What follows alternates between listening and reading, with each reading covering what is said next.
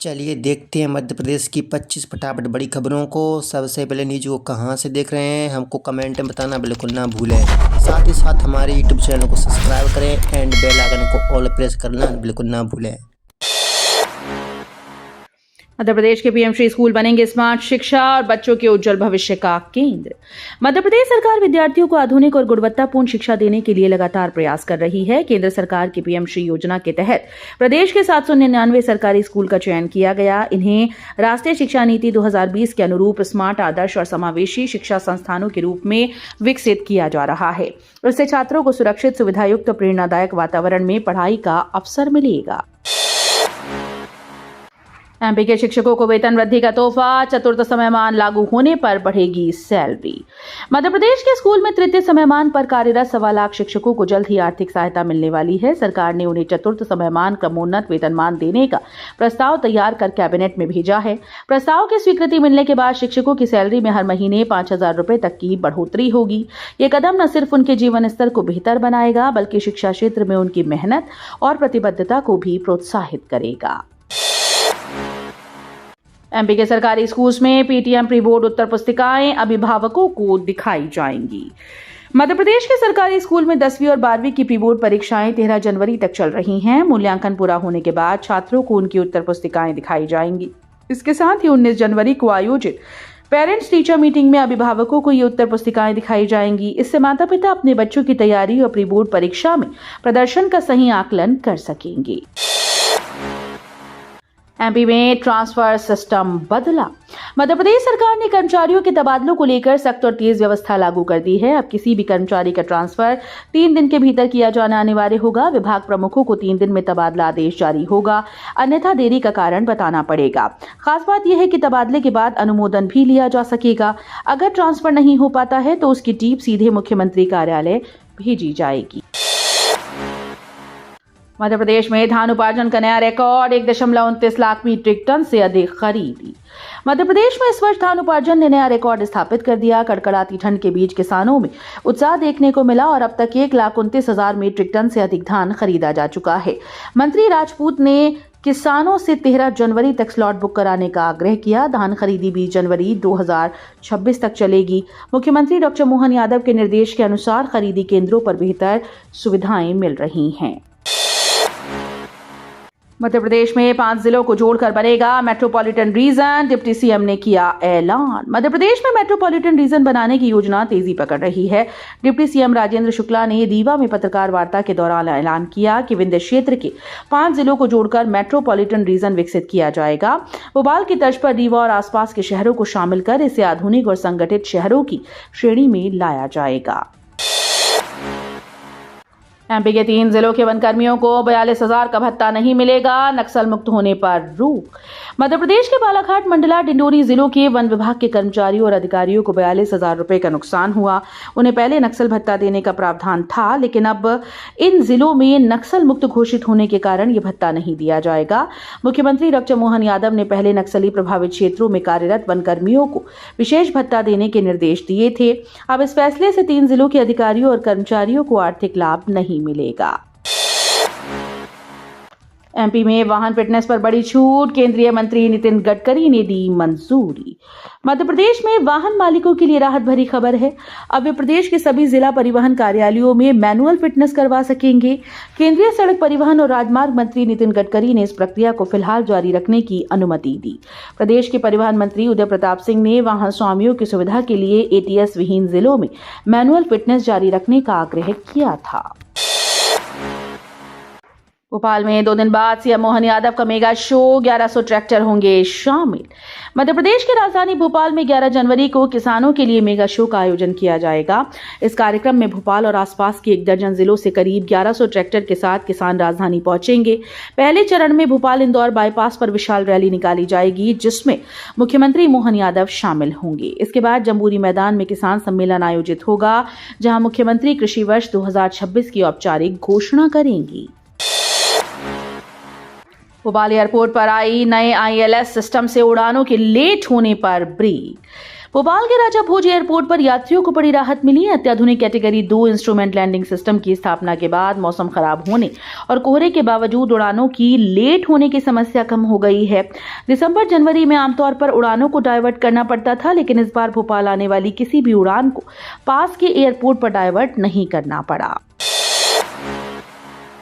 मार्च से वंदे भारत और premium train में बायोडिग्रेडेबल थाली में मिलेगा भोजन। रेल यात्रियों के लिए एक बड़ी पहल की जा रही है। मार्च से वंदे भारत एक्सप्रेस और अन्य प्रीमियम ट्रेन में भोजन अब पारंपरिक प्लास्टिक की थालियों की बजाय बायोडिग्रेडेबल थालियों में परोसा जाएगा। ये थालियां फल सब्जियों के छिलकों, कागज और अन्य प्राकृतिक तत्वों से बनाई जाती हैं। इससे न केवल सफाई और सुरक्षा बढ़ेगी, बल्कि पर्यावरण संरक्षण में भी मदद मिलेगी। इंदौर खंडवा राजमार्ग पर फ्लाईओवर, अंडरपास और सुरंग का काम अभी अधूरा। इंदौर खंडवा राजमार्ग का निर्माण कार्य अब भी अधूरा है। भारतीय राष्ट्रीय राजमार्ग प्राधिकरण ने मार्च तक प्रोजेक्ट पूरा करने की डेडलाइन तय की थी, लेकिन मौजूदा रफ्तार को देखते हुए ये जून से पहले पूरा होना मुश्किल लग रहा है। फ्लाईओवर और अंडरपास का काम अधूरा है, वहीं डिवाइडर पर पौधारोपण का कार्य बाकी। 216 किलोमीटर लंबे इस राजमार्ग का निर्माण मेघा इंजीनियरिंग कर रही है। पंचगव्य प्रोजेक्ट के पैसों से गोवा टूर और महंगी गाड़ी, जांच में खुलासे। वेटरनरी विश्वविद्यालय के करोड़ों रुपए के पंचगव्य प्रोजेक्ट में वित्तीय अनियमितताएं सामने आई। प्रोजेक्ट का उद्देश्य गाय के गोबर और मूत्र से उत्पाद तैयार कर लोगों तक सस्ते दाम में पहुंचाना था, लेकिन इसकी आड़ में जुड़े लोग गोवा यात्रा पर गए और महंगी गाड़ी खरीदी। जांच रिपोर्ट में यह भी खुलासा हुआ कि मशीनों की खरीद कई ऐसी कंपनी से की गई जिनका संबंध प्रोजेक्ट में जुड़े लोगों के रिश्तेदारों से था। एमपी सरकार के 2 साल पूरे, सीएम मोहन यादव ने 2026 को घोषित किया किसान कल्याण वर्ष। मुख्यमंत्री डॉक्टर मोहन यादव ने बताया कि मध्य प्रदेश सरकार के 2 वर्ष उपलब्धियों से भरे रहे और केंद्र सरकार ने प्रदेश की प्रगति की सराहना की। उन्होंने कहा कि सभी विभागों के समन्वित प्रयासों ने विकास और उन्नति में योगदान दिया। 2026 को किसान कल्याण वर्ष के रूप में घोषित किया गया। मुख्यमंत्री ने कहा कि जन कल्याणकारी योजनाओं का लाभ सभी पात्र व्यक्तियों तक पहुंचे, इसके लिए पारदर्शिता और जवाबदेही सुनिश्चित करना आवश्यक है। खेलो एमपी योजना विवादों में बीपीएस संघ ने नियमों में बदलाव की मांग की। मध्य प्रदेश की खेलो एमपी योजना विवादों में आ गई है। विदिशा में बीपीएस संघ के बैनर तले खेल प्रेमियों और खिलाड़ियों ने नए नियमों का विरोध किया। संघ के पदाधिकारियों ने खेल मंत्री के नाम ज्ञापन सौंपकर नियमों में तत्काल संशोधन की मांग की। नए नियमों के अनुसार खिलाड़ियों के लिए संबंधित खेल संघों में पंजीकरण अनिवार्य कर दिया गया। बीपीएस संघ का कहना है कि ये नियम खिलाड़ियों के लिए परेशानी का कारण बन सकता है। स्कूल टाइम में खतरनाक स्टंट, नागौद कन्या स्कूल का वीडियो बना चिंता का विषय। सतना जिले के नागौद स्थित शासकीय कन्या हायर सेकेंडरी स्कूल से एक चौंकाने वाला वीडियो सामने आया है। वीडियो में छात्राएं स्कूल के करीब 8 फीट ऊंची बाउंड्री वॉल फांद कर बाहर जाती दिखाई दे रही हैं। स्कूल के ठीक बाहर मुख्य सड़क होने से किसी बड़े हादसे की आशंका बनी हुई है। स्कूल समय में इस तरह की लापरवाही सुरक्षा व्यवस्था पर सवाल खड़े कर रही है। जिला शिक्षा अधिकारी ने मामले को गंभीर बताते हुए उचित कार्रवाई और सुरक्षा प्रबंध बढ़ाने की बात कही। चुगलखोरी से तंग पीसीसी चीफ जीतू पटवारी बोले, कांग्रेस में खटास नहीं चाहिए। मध्य प्रदेश कांग्रेस अध्यक्ष जीतू पटवारी ने पार्टी के भीतर चल रही चुगलखोरी पर नाराजगी जाहिर की। एक कार्यक्रम में पटवारी ने कहा कि कार्यकर्ता अक्सर कान में आकर छोटी मोटी शिकायतें करते हैं और वे उसी तेजी से उन्हें डांट भी देते हैं। उन्होंने कहा कि शिकायत सुनना उनकी जिम्मेदारी है, लेकिन कान फूंक कर खटास फैलाना पार्टी के लिए नुकसानदायक। पटवारी ने कहा कि कांग्रेस की मजबूती के लिए उन्हें कितना भी अपमान सहना पड़े, वे स्वीकार करेंगे। एमपी में आबकारी नीति सख्त, शराब से 18,000 करोड़ का लक्ष्य। मध्य प्रदेश सरकार आबकारी नीति 2026-27 को लेकर सख्त रुख अपना रही है। वह शराब पर लगाम के लिए आबकारी अधिनियम में संशोधन करने की योजना है, जिस पर संभागीय और जिला आबकारी अधिकारियों के सुझाव लिए जा रहे हैं। उप मुख्यमंत्री जगदीश देवड़ा ने इसके लिए इफ्को भवन में मीटिंग बुलाई। राज्य सरकार ने इस वित्तीय वर्ष में शराब ठेकों से 18,000 करोड़ रुपए राजस्व का लक्ष्य रखा।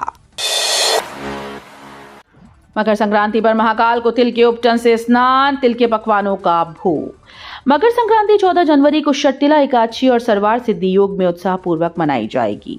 उज्जैन स्थित ज्योतिर्लिंग महाकाल मंदिर में सुबह 4 बजे भस्म आरती के दौरान भगवान महाकाल को तिल के उपटन से स्नान कराया जाएगा। इसके बाद तिल के विशेष पकवानों का महाभोग अर्पित किया जाएगा। शाम को श्री महाकाल महालोक में मुख्यमंत्री डॉक्टर मोहन यादव के हाथों महोत्सव का शुभारंभ होगा। राहुल गांधी के दौरे से पहले कांग्रेस में दो धड़े, कमलनाथ दिग्विजय ने दूरी बनाई।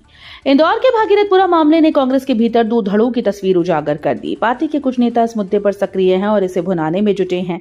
प्रदेश अध्यक्ष जीतू पटवारी और विधानसभा में नेता प्रतिपक्ष उमंग सिंघार लगातार दौरे कर रहे हैं, जबकि कुछ बड़े नेता पूरी तरह से दूरी बनाए हुए हैं। एमपी में पकड़ी गई करोड़ों के दुर्लभ सांप की तस्करी, रेड सैंड बोआ स्नेक बरामद। मध्य प्रदेश के मंदसौर जिले में वन विभाग ने रेड सैंड बोआ स्नेक की तस्करी का मामला पकड़ा। दुर्लभ प्रजाति के सांप को थैले में रखकर ले जाते हुए तस्करों को हिरासत में लिया।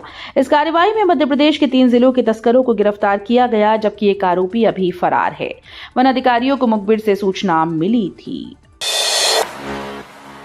बैतूल में दवा उद्योगों के मुद्दों पर 42वां राज्य सम्मेलन, आत्मनिर्भरता और अधिकारों पर जोर।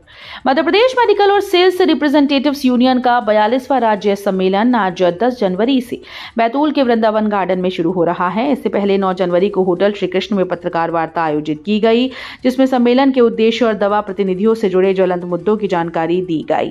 प्रदेश अध्यक्ष संजय सिंह तोमर ने नकली दवाओं के बढ़ते खतरे, दवा उद्योग की समस्या और सरकार की भूमिका पर सवाल उठाए। इंदौर के सरकारी स्कूल्स में बुनियादी सुविधाओं का टोटा, हाईकोर्ट ने मांगी रिपोर्ट। इंदौर के लगभग 184 सरकारी स्कूल में बुनियादी सुविधाओं की कमी उजागर हुई। याचिकाकर्ताओं ने नगर निगम के द्वारा लगाए गए शिक्षा उपकर पर सवाल उठाते हुए याचिका दायर की। मामले की सुनवाई के दौरान हाईकोर्ट ने गठित कमेटी से जल्द रिपोर्ट पेश करने को कहा। अधिवक्ता मनीष विजयवर्गीय ने कोर्ट में स्कूल की जर्जर हालत और छात्रों की समस्याओं को उजागर किया। कोर्ट की जल्द कार्रवाई से उम्मीद है कि नगर निगम अपने स्कूल्स में सुधार और सुविधाओं की व्यवस्था सुनिश्चित करेगा। ग्वालियर में शिक्षा विभाग के पोर्टल में फंसा 67,000 छात्रों का डेटा, 34,000 बच्चे लापता। ग्वालियर जिले में शिक्षा विभाग के डिजिटल पोर्टल्स में बड़ी गड़बड़ी सामने आई है। यूराइज पोर्टल और एजुकेशन पोर्टल के आंकड़ों में 67,000 छात्रों का अंतर पाया गया।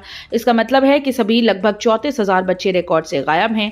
तकनीकी रूप से दोनों पोर्टल पर नामांकन एक समान होना चाहिए था, लेकिन मैदानी स्तर पर लापरवाही के कारण ये प्रणाली विश्वसनीयता खो चुकी है।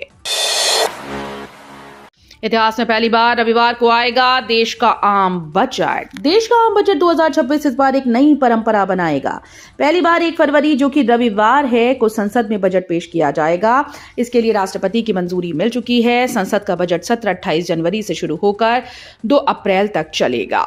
28 जनवरी को राष्ट्रपति का अभिभाषण होगा और 29 जनवरी को आर्थिक सर्वेक्षण संसद में रखा जाएगा। मध्य प्रदेश में बोर्ड परीक्षाओं के बीच 3 लाख शिक्षकों की छुट्टी पर रोक, मोहन सरकार का फैसला।